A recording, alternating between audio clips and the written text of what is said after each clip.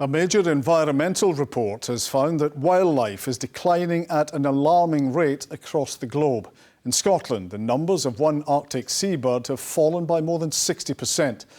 The wildlife charity WWF is calling for urgent action from the Scottish Government to ramp up its support for nature restoration. As Laura Piper reports.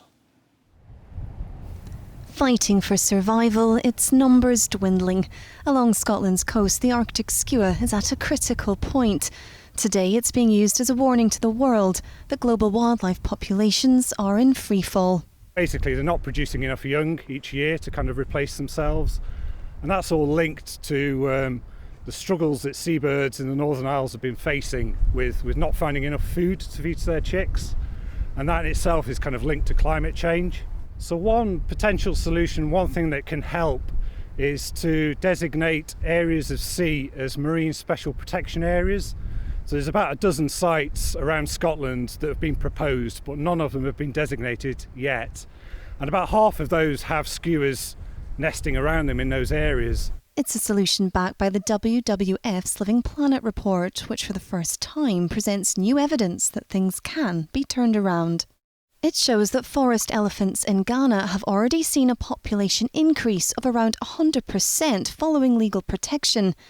The leopard shark population of North America also increased by nearly 750% after a fishery ban. Without protection, the numbers are stark. In the UK, the grey partridge has declined by 85%. We've seen good action on climate change. We need to see that same level of ambition and action and backing from the Scottish Government on nature as well, on nature restoration. So that means more money, long-term funding for nature restoration, but also legally binding targets for nature restoration. That's what's been missing in Scotland.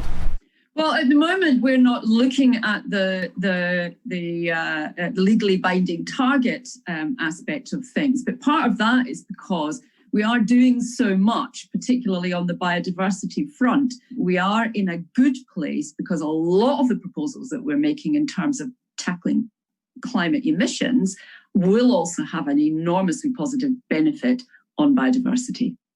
Conservationists say it's down to the ambition of governments globally to work together to protect our most vulnerable species before they're lost forever. Laura Piper, STV News.